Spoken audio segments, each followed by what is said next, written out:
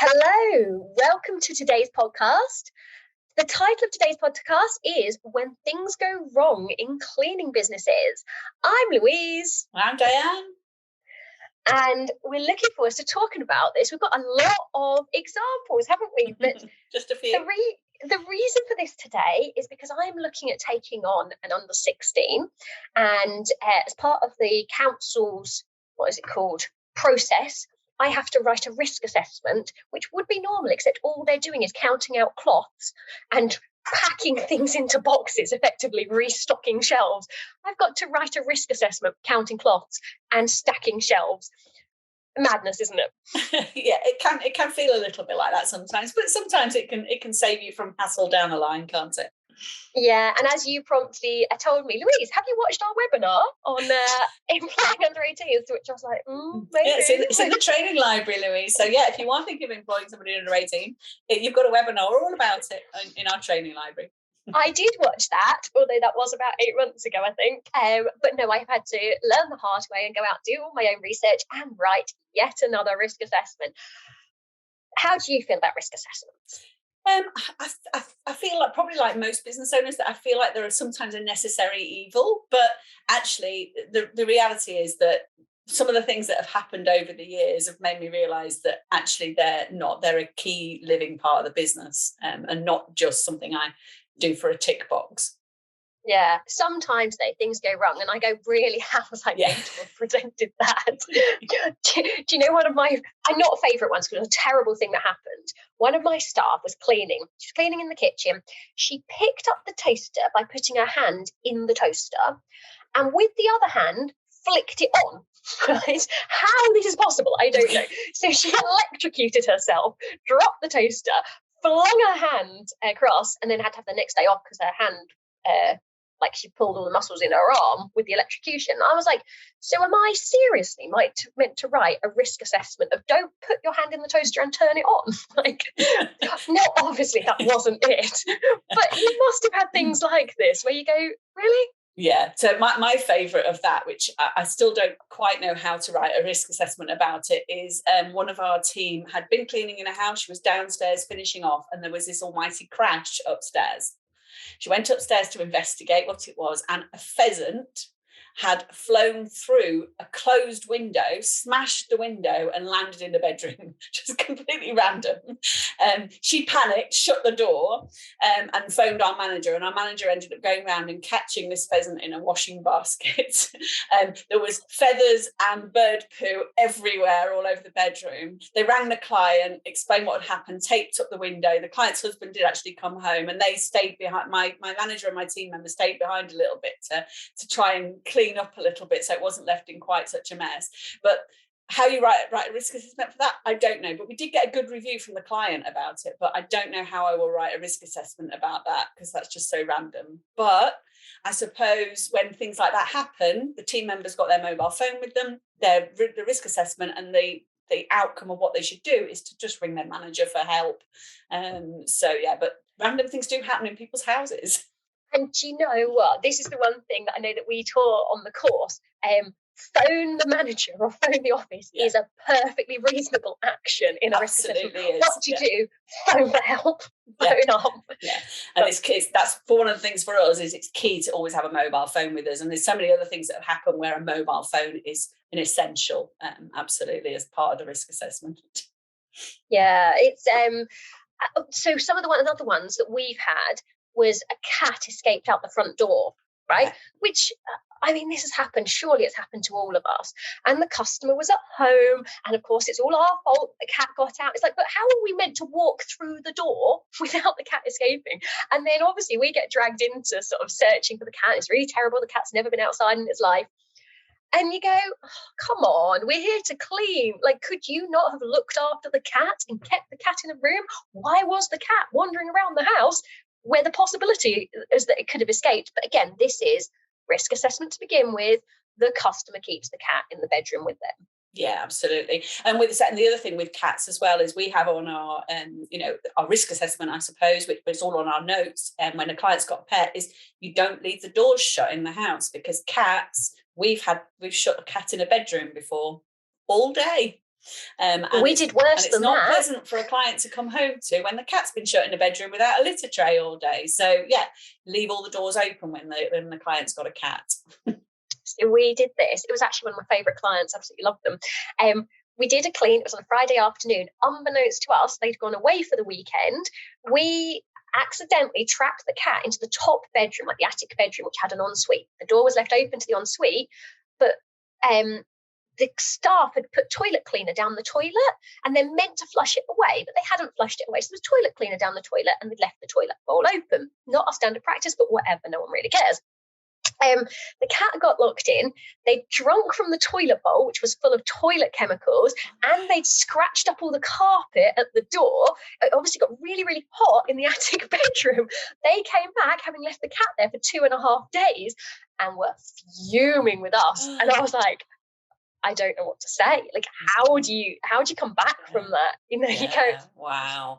And the trouble is with cats is you don't always know they're in the room. They're probably hiding under the bed, because cats disappear when we turn up with our equipment, don't they?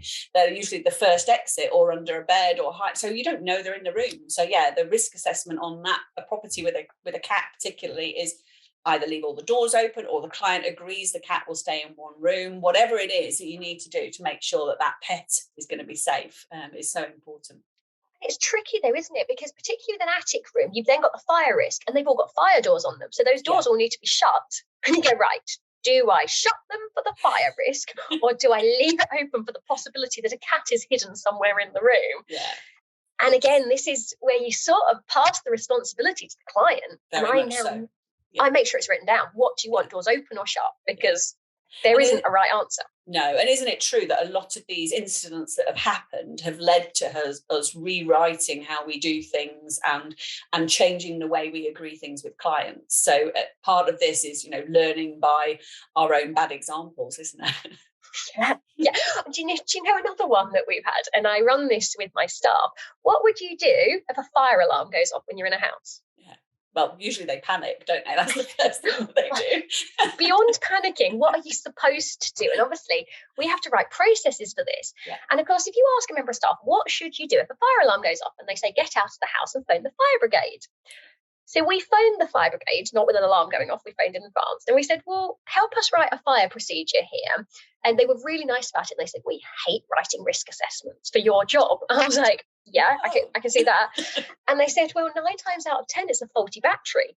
I was like, yes, it is. Almost every time it's a faulty battery. And they were like, well, look, if you've been in that house for 40 minutes, you've got one person upstairs, one person downstairs, the fire alarm goes off, there's no smell of smoke, there's no sign of a fire, right? Why get out and call the fire brigade? Yeah. The odds are it's not a fire.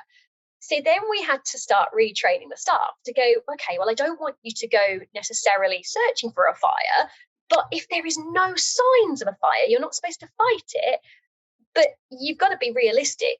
Is there a fire or is there not a fire? Yeah, no, I agree. It's that common sense thing, isn't it, that you've got to train them. And, you talk about sort of smoke alarms going off and things like that. But what about actual house alarms going off? That happens all the time. The client says, oh, I'll never set the alarm. And then they do forget and they set it, or the husband sets it, or they change the code or whatever it is. It just doesn't quite work. And yeah, that's quite traumatic for your team members, isn't it? And so again, I'm going to tell a little story. We'll keep telling stories because lots of these have gone wrong. So one of ours, the staff set off the alarm because it had one of these fobs. You hold the fob up against it. Anyway, they held the fob in the wrong place. The alarm goes off. They walk into the house. I don't know why, because the alarm's now going off, but they walked into the house, at which point they decided to phone the office to go, oh, the alarm's going off. What do we do? So we immediately phoned the customer, told the customer, I think they remotely unset it or gave us the actual code, because by this point, the fob now wouldn't unset it. They gave us the code. We unset the alarm and she said, has it called the police? To which I answered, I've got no idea. Probably not, but I don't know. We unset the alarm, carry on cleaning. 45 minutes into the clean, the police turn up with the husband. He was apparently in surgery 20 miles away, got called out of surgery, turned up with the police. She then went nuts at us, going, wow, you set the alarm off. I went, yes, but we called you immediately. We phoned the process. We set the alarm off. If you knew that was a possibility, why would you not phone your partner and tell him that we've set the alarm off? But of course, as cleaners, we get the blame every time. And we're going, well, yes, we set the alarm off, but we told you. So yeah, no, absolutely. And yeah, they are connected. Our house in the UK was connected to the police station and the fire station. And if it went off, they would turn up. yeah. And well, the number of times where I've done it, and God, I'm going to tell everyone how to pass security alarms. So that security alarm goes off, and then there's a secondary alarm. And if you enter the house and go and trigger that secondary alarm, and it's normally somewhere in the hallway, then the next thing that happens is they phone on the landline, or it used to be this. They don't do it. Don't you? Yeah. So then they phone on the landline. So I've now got to the stage where if I know that secondary alarm might have been triggered, and then the landline calls, I'm like, obviously we never answer customers' landlines. But I'm like, no, I'm answering that call because it's against the outcome for this. and as long as you tell them, they're fine. But it's that really awkward moment of going, do I answer their landline phone given what's just happened? Yeah, because you wouldn't normally do it, would you? No, absolutely. I feel like this is all the disasters, but this is 12 years of hundreds of staff, Yeah, absolutely, yeah. Anyway, back onto risk assessments. You can write risk assessments for a lot of these, can't you? Like, we know. And thing is, every time something happens, you just, do we need to review what we put in place and retrain your team or put extra notes on for that particular client? It's always evolving. A risk assessment isn't you do it once, put it in a folder and forget about it. It's just part of the day-to-day business, isn't it?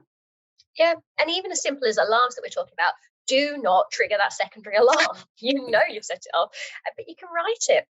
Yeah. Simple. What's your animal risk assessment, Diane? Well, for the pheasant.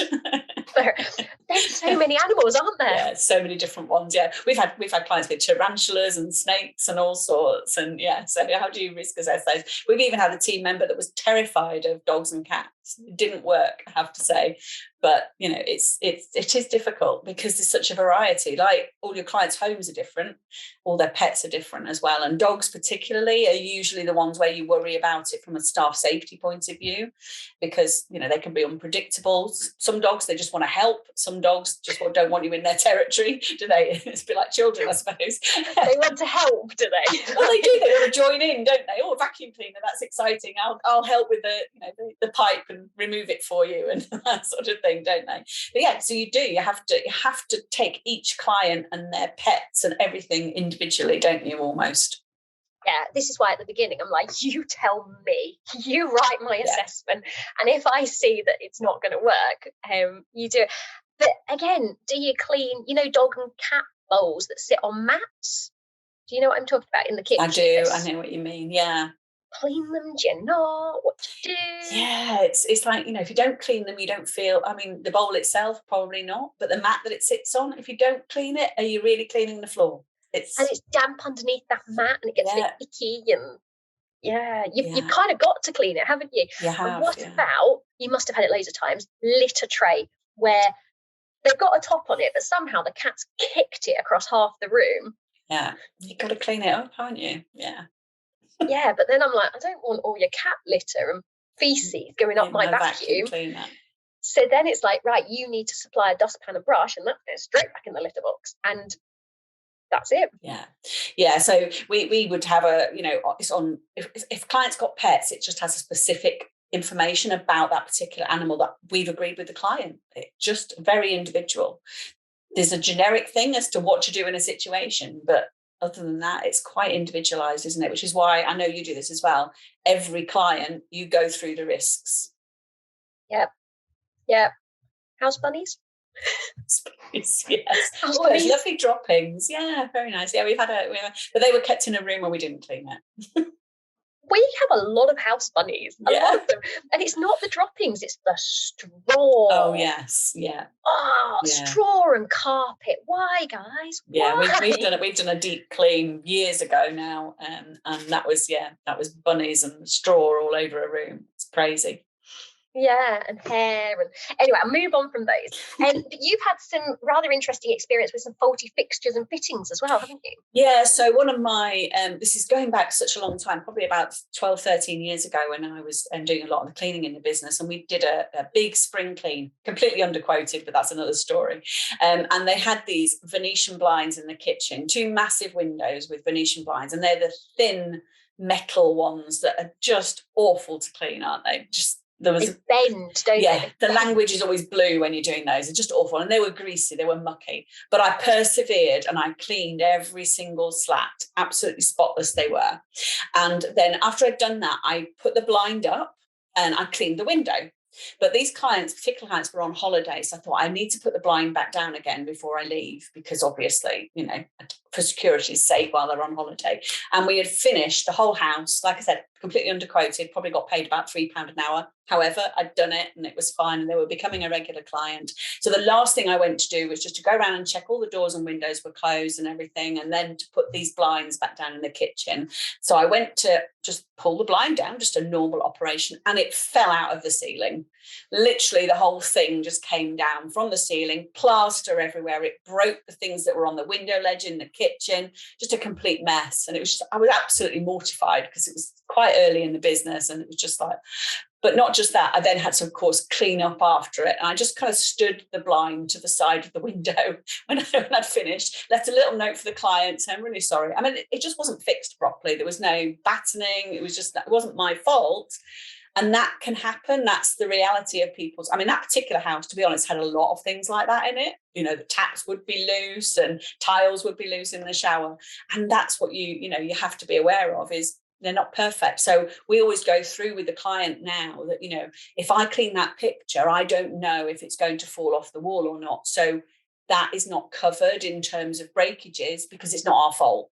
So I kind of go through that and for each client, but just I've quite often used that blind as an example. I said I did once have somebody's blinds completely fall out of the ceiling when all I did was close the blind. So that's why we have to, let you know that we, if things aren't secure, you need to let us know, but also that it's not our responsibility if it falls off. It's hard sometimes whether it's your responsibility or not, because we had one where there was a sink and the sink had loads of chips in it. It wasn't a great sink, whatever. And then one day when we were cleaning, the shelf kind of above the sink wobbled and they kept some stone, like hand clean, what they called, the squirty things, hand bottles on there, fell off, chipped the sink, right? Now there was already lots of chips. This clearly happened lots of times before. They were like, you chipped my sink. Well, yes, we did chip your sink, but we are not replacing that sink because one, it was your dodgy shelf, and two, you've already done it loads of times. But it's really hard. And unless you've already got this written down that that's a risk, sometimes it goes, well, it's really hard to go, is this our fault or is it their fault? Yeah. Because and I think that's where risk assessments cross over into policies and procedures, don't they? So, part of our policies and procedures and our contract with our client is that if a shelf falls down and we've not done anything other than try and clean it, it's not our responsibility to fix the shelf or whatever it's landed on. So that's policy and procedure. But also from a risk assessment point of view, you need to train your team to, when they are going to clean something, just to perhaps touch it to make sure it's secure first, kind of scenario. It's really hard sometimes. We had a freestanding, what do you call it, like a chest of drawers. It was in a hallway and the wooden floor was a little bit wobbly. Now they had a very, very expensive like air deodorizer thing, like it was £20. I know exactly how much it was because you can tell how this ends. And as we hoovered round, the floor wobbled, this freestanding dresser wobbled, and the room air deodorizer thing fell off in their glass bottle, spilt all over the floor, which we hadn't finished vacuuming. And you can imagine what happens from there. We've now got dirt and stinking perfume and all kinds of things. And of course they're going, well, that's your fault. It's like, well, how is that our fault? The floor wobbled when we vacuumed. And sometimes it's really hard. And you kind of go, well, I want to keep the client, but the client's obviously blaming us. And it's like, well, it's not really our fault, is it? Yeah, no, it's a difficult one, isn't it? But these things will happen. And the other thing that we explain to the client, and this is sort of partly risk assessment, partly policies, is, we are going to be moving most of the things in your home at some point. And, things do fall off, they break, it's kind of part of it almost, and the client kind of has to be accepting of that. Otherwise, we have to the risk assessment has to be, well, we won't move it then. We won't dust your pictures. We won't move that. We won't move your ornaments. We remove the risk completely. I had this with a client once. One of the questions I ask is there anything priceless that you don't want us to touch? And she goes, yes, I'm a descendant of Royal Dalton. And those 5 vases over there are completely priceless, one of a kind. So I was like, well, how about we don't do them? Yeah. She was like, well, I need them dusted. I was like, yeah, but what do you want me to do? Like, they're particularly delicate vases. What do I do? And she was really unhappy when I said, well, no, I'm not going to clean them. She was like, you clean them. And I was like, but what happens if we break them? Well, they're irreplaceable. And I was like, so like, these mean a lot to you. What do you do? She really was unhappy with us. No. And you go, well, I'd have risk assessed it the same way, Louise. I said, no, that's too high a risk for us. We won't be touching that shelf. Yeah, if I clean the rest of your house, how about you clean your 5 vases yourself? Like, come on. Exactly. Yeah. They're great fun, aren't they? Access. This happens all the time. I think have most of us been locked in a bathroom, or is that just me? Yeah, how many bathroom handles come off, or kitchen handles? Yeah. Why, guys? And the number of clients, and it's not a vast number. Oh, by the way, that happens regularly. So I keep this spanner over there in that drawer. Yeah, so you have to just write on there. Yeah. Oh, sorry, what? So you want me to actually learn how to use the screwdriver rather than you fix the door handle? Yeah. Absolutely. And also those I always ask clients now, because I've learned from experience, those doors that lock behind you when you go out to your car, and all of them. Yeah, you don't realise it's going to lock because it's a turning key, but it just locks behind you. Yeah, so now I always check, because it's not always obvious. Yes, it's obvious if it's a Yale, but sometimes the other ones can lock when you just close it as well. And yeah, I've been locked out of several houses. And then, worse than that, the customer comes back and goes, oh, you didn't double lock it. Yeah. I was locked out, wasn't I? No, the keys are in the house. I couldn't double lock it. So then you've got a double whammy if you got locked out and you didn't lock it properly. Yeah. Yeah. So how do you risk assess that to stop it happening? Because obviously, we know it's happened to us. We know it's happened to our team. So how do we try at least to prevent it happening? I think for me, this is where the lone worker, so we tend to work in teams for this. So you can tend to have one person in the house, one person's carrying the kit out to the car. That's how we try and avoid it. But yeah, it's writing a risk assessment of saying you carry everything out, or like we keep ours in boxes, you prop the door open with a box, but then you've got the cat risks, and then you've got, intruder risks. So you're balancing risk constantly. Yeah. Which is the biggest risk? Yeah. So one of the things that, because our team mostly works solo, so one of the things that we encourage them to do is to lock the door when they're in the house. And leave the key in the door. But sometimes, of course, you'll then have the homeowner come home and can't get in the house because they can't get their key in, and they'll get a little bit irate, but it's usually resolved quite quickly. But for me, that then means that at least the key is there for them to get out again, because, of course, if there was a fire, they need to be able to get out of the house. So it's all everything. One risk assess, you assess something and you change behaviour, but then it has a knock-on effect. So sometimes we find ourselves writing 3 risk assessments just around a key and a door, which seems crazy, but you need the scenarios. About 10. Or maybe more, yeah. You need the scenarios. And certainly, the thing where the door's locking behind you, because that's happened not just in homes, that's happened in office cleans as well. Now it's kind of, the policy is, you're going to have the key with you, but it's like, but you've got it at the door. So again, you've got that balance, haven't you? And you put it on, so we got to the stage where we put them on lanyards. Yeah. So you carry them on a lanyard. Let's say, we've tried everything. We've tried everything. Our latest solution's about as good as you can get, but yeah. The main solution for us is have your mobile phone with you. Always have your mobile phone in your pocket. And phone the office. Have your phone the office, that'll help. And when they don't have low pockets, it's like, right, stuff it down your bra, do anything, like just please, just make my life a bit easier. Yeah.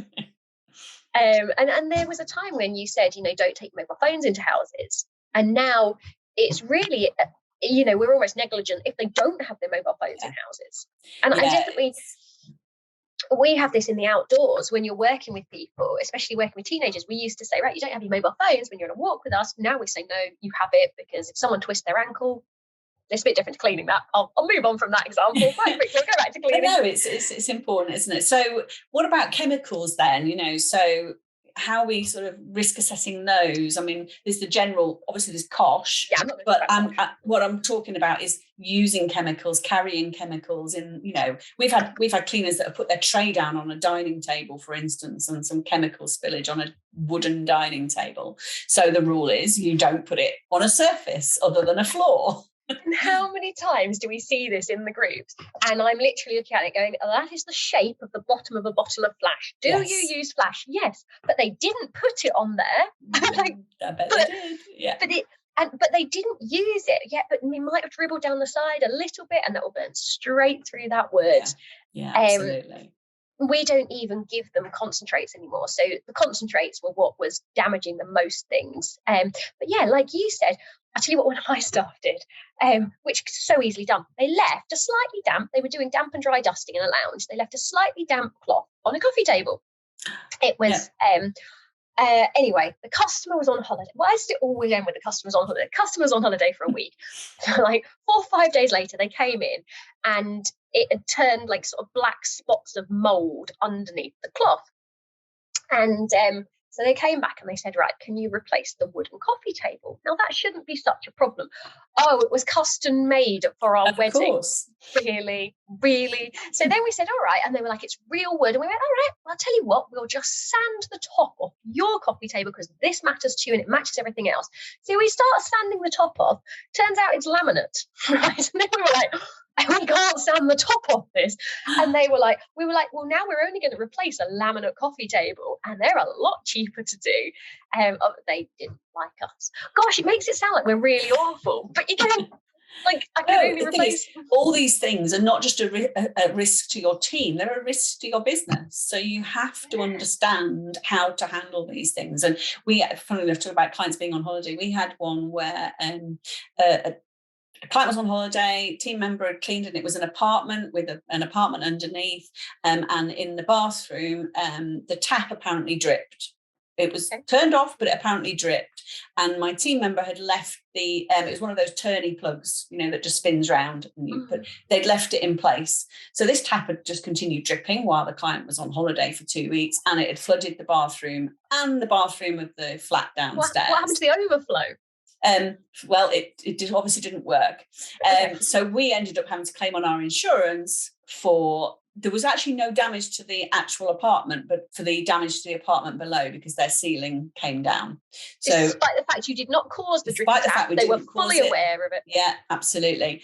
So for us, our risk assessment in terms of the risk to the business is we have to change our procedures so that when you cleaned a bathroom, you double check that there is no plug in, that it's not spun in place, and that's definitely, you know, the water will run freely through it because you just can't be sure of it. Yeah, it was crazy. But again, a lesson in your business where something bad happens, you then have to change your policies and procedures and how you do things to stop it happening again.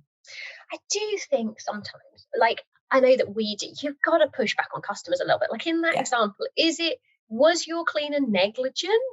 Well, no, because it shouldn't have been dripping. There should have been an overflow. All these things are built in. You know, it's a really tough one, isn't it? I mean, thankfully our insurance paid for it, but it was a tough one. And it was that, do you want to keep the client? The insurers would said they'd paid, but you know, it cost us in premiums, cost us in excess. So it wasn't great. It's really hard, isn't it? Because like if you look at it, and I don't like talking about price, but let's talk about price again for a second. If you look at what most cleaners are charging, £15-18 an hour, well, by the time you take out costs, and let's say they earn minimum wage, there just isn't the money to pay. You know, I don't know what your excess is, but they're normally 200, 250, whatever, unless you pay for a premium one when it's only 100 or 50. But you know, a £200 bill, which can be wrapped up quite quickly by a few damages. The cleaning business, you may as well not work that week. That is your profit margins for that week. And you go, well, you know, if they're not going to pay the better rates, we don't really even make enough money to cover these costs. And you're cleaning in really quite expensive houses. You know, I've said I broke a bottle of air freshener. It was £20.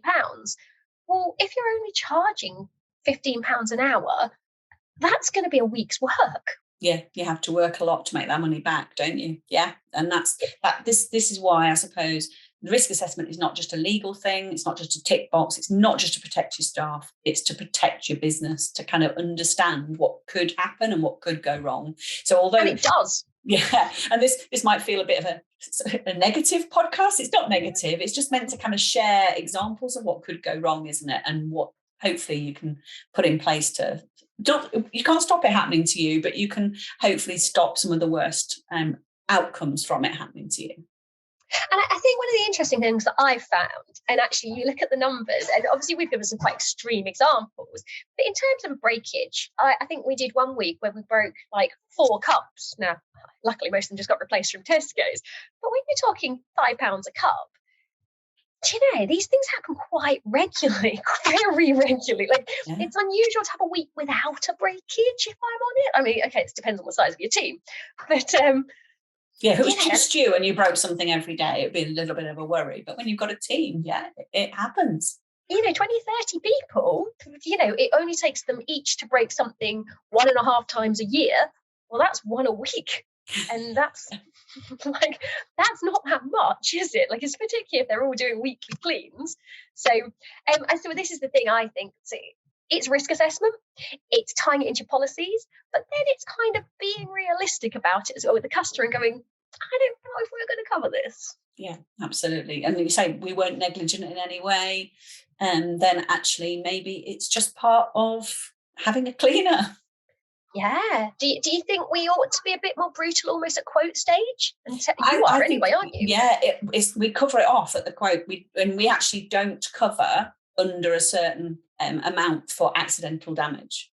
What, do you not cover under 50 or under 20? No, it's actually under 200. Anything under £200, it's in our policy that we don't cover it. Now, in reality, we might actually cover it if we felt that it needed to be. But the policy is there to protect us that we don't cover it. Yeah, if it was your fault, you would cover it, wouldn't you? Absolutely. And there's difference between accidental damage and negligent or damage while cleaning. But when it's just that handle fell off we don't cover it. Do you know what we got lumped with once, which again, I feel is not quite our fault. So it was a bit annoying because I was actually away for the weekend. One of our staff, what did they do? They broke the key in the lock to the front door. So they went to lock the house, the key snapped. Yeah. Not entirely our fault, but whatever. So we notify the customer. The customer comes home and goes, I can't use my key on the front door. What about the back door? I keep the key on the other side of the back door, so we can't get through the back door. So I'm going to have to call a locksmith. And by the way, you can have the £70 call out charge. It was like, really? Like, if we'd been there, it'd be a pair of pliers and that would have been pulled out. But it's so frustrating, isn't it? Yeah. And I would say that the broken key has probably happened 3 or 4 times in 14 years. It happens. It's a relatively regular thing. But, that's why I'm saying pair of pliers. We've done that plenty of times. We don't even now notify the customer. We're like, get the key out and then notify the customer. That used to often be my husband's job, would be like, just bring Mark, can you just nip out and fix this? And then we just needed to get a new key. get the pliers and things. And allergies, chemicals, gloves, pets. A lot of people have allergies, don't they? Yeah, definitely. Your clients and your team. Yeah. So it's important to find that information out at the employment stage or at the sign up of the client stage to find out, are they allergic to certain chemicals? Are they allergic to latex? Because that's a big thing in gloves, isn't it? And that you'll find that's really common that team members are allergic to the gloves if you don't choose them carefully. Yeah, nitrile gloves. Yeah. Again, our responsibility if they're allergic. Love this. There's a lot that involves, isn't there?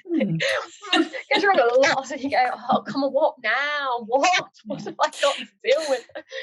But I suppose the good thing though is once you've got your set of risk assessments or just the way that you run the business, your policies and procedures in place. Every time something happens, you just tweak it. You don't have to do it all again. It's just tweaking things, isn't it? And how can I improve it? Filled in the accident report form. Of course, yeah. but that's only over 5 staff. So, and what do you do? The big one, trailing wires. Trailing wires. Well, again, that's a really simple risk assessment, because there are so many ways to mitigate the trailing wires, aren't there? So yeah, that's probably one of the simplest risk assessments, because it's something you can sort of control. You can't control a pheasant flying through a window, or a blind falling out of the ceiling, or a key breaking off in the lock, but you can kind of control the trailing cables. You can only control so much. How do you control someone in a different house that you're not there on? And you go, I did write a policy for that. Why are you not following my policy? And someone tripped over. Yeah. Training. And then, retraining.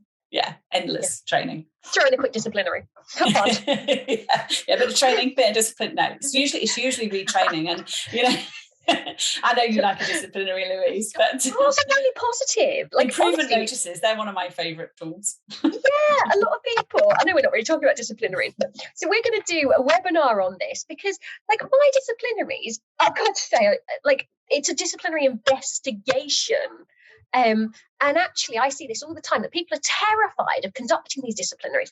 They're really nice. I'll start off with, guys, okay, we follow the process and you get sent a letter and this is what's happened. And then we sit down, and obviously some of them are a little bit terrified to begin with, and go, look, we have to do this. This is just the process. Just tell us what happened, blah, blah, blah. What process do we need to put in place to stop it happening ever again? As in, why didn't you turn up to work 6 times in a row? Like, what do we need to do to support you for your drinking problem? Or, no, it's not really a drinking. We don't really have drinking problems. And then normally people feel really good after a really honest discussion. Yeah. But anyway, that was not where we were going with this. No, that wasn't. No. A bit off topic. That's all right. We like going off topic occasionally, yeah. And you risk assess your disciplinary investigations. No, let's not go there. No. I think we should sometime. I can risk assess by having nothing heavy nearby, so they can't throw anything at me. Absolutely, yeah. No sharp objects. No, but I think one of the things that we see again and again with the domestic cleaning, the reason it's so hard, it's so unpredictable. We have kids, we have dogs, we have facilities and environments we have no control over. Yeah, absolutely. And you can control people's behaviour, but you just can't always control the environment. And you can't always control people's behaviour, actually, but you can try and control people's behaviour through policies, but why do we do this job, Diane? We love it, Louise. We love it, Louise, really, yeah. And we can't control anything at all. And it's all our fault when it doesn't work. Absolutely. Yeah. Well, we said we wanted this podcast to be honest, it's honest that these things can happen. But, we're here to kind of share how we learn from it and how we make our businesses better because of it. But yeah, sometimes you do wonder, we have to be mad to do this, really. But I know on, what's it called? The big training on risk assessment and COSH, the DCBN has some brilliant training. And what we have on there's a big list of all the things you really need to risk assess against. I think there's like 25 different things. And by the time you've written all of those, and the reason we don't write people's risk assessments is because we might choose to do different things. Your solution to trailing cables might be cordless vacuum. You can do it with a battery powered one, whereas mine might be lay it around the edge of the room. And then there's, you have to then train the staff. So we'd write it for people if we could make it easier, but we can't, because each of them solve the problem in a slightly different way. Yeah. But no, in that we did that training workshop, didn't we? And it's online now in our members area, so our members can access it. We talk all through it and make it simple. And that's mostly what the DCBN is about, actually, often, isn't it? Is trying to make it simple, but also letting you know that it's not just you and that we go through the same challenges, but we're here to support you and share. And that's what this podcast is about too, isn't it? And Diane, do you ever worry that some of the customers might hear this and go, that was me? I know, I was thinking about that when I was talking, not about the pheasant, because they were thrilled with the way that we handled it, but the blinds falling down and the fact that they had lots of dodgy fixtures and fittings in that house. But it's a long time ago. They probably wouldn't recognise themselves. We should write a book, shouldn't we, of what really happens behind closed doors, what the cleaners really do. To be fair, I always say to customers, look, we view your house differently. We view it as a series of surfaces. Like, I don't see it as a house. But the things that go on. So this podcast is called Confessions of a Cleaning Business Owner, but we don't actually go there too much, do we? Should we? Let's do it another Maybe on one. Actually, people could comment and let us know. Do you want us to actually do a few real confessions? And maybe you could share yours. Right. Can I tell you the worst thing I ever did? And I'm only saying this because I actually confessed to the customer. We're still recording, Louise, you know that. Oh, that's all right. They know anyway. No, do they know? Did I confess? I don't think I did actually. Right. But anyway, this was about 12 years ago. And there's a particular customer, and I can't remember where it was left, but they'd left a plate somewhere it shouldn't be. And either I knocked it or I whacked it with the vacuum, and I was like, oh, and I was having a really bad day, and the plate had cracked in half. And I was like, all right, I'm just going to have to clear it up. And I just threw it in the bin because I was like, there's nothing else you can do now with a broken plate. And I was like, do I confess? And you know, when you have that moral question, they're never going to know. Do I confess that I broke the plate? No, I think I did. You know, it's that long ago. Did I tell them? But I definitely threw it in the bin. Whereas normally now we get the staff to leave out the evidence if we break something. I remember there's that moment of thinking, I could get away with this, but now we don't. As a business, it's not worth getting away with it. I'd rather just replace the plate than have them going, did my cleaner break the plate or did they not? And clearly we did. Yeah, honesty is almost always the best policy. Almost always. I'm just qualifying that slightly. Anyway, should we stop here, Diane? I think we should, yes. Perfect. And are we going to talk about we've got a big event coming up, haven't we? In September. Do you remember? Yes. Had a big meeting on this. September the 16th and 17th in Warwickshire at the Cleaning Show. So if you're listening to this in 2022, then that applies to now. It'll be 16th and 17th of September in Warwickshire at the Cleaning Show. We're running a massive event ourselves on the Friday, and there's the Cleaning Show on the Saturday, which will be there as well. So you'll hopefully start to see information about that coming up. Yeah, and the topics that we're talking about, I'll do them. Are you a cleaner, manager, or investor in your business? How many of us go, question. What are we really? Personal branding and how to monetize it. Interesting. I like that one. Yeah. I like that one. 5 numbers you can change to get 61% more profit. My favourite. I love the 61%. It's very specific. It's very specific, isn't it? And getting your team to love you. I could go on that. They love me I think you should go on that course, Louise. Actually, I think we should probably both go on that course. No, it's a key thing. But do you really want to love you? Anyway, we'll see how that works, because I think that's going to be a really good topic. I love that one. But anyway, right, we'll run off and we'll see you on the next podcast. Bye. Bye.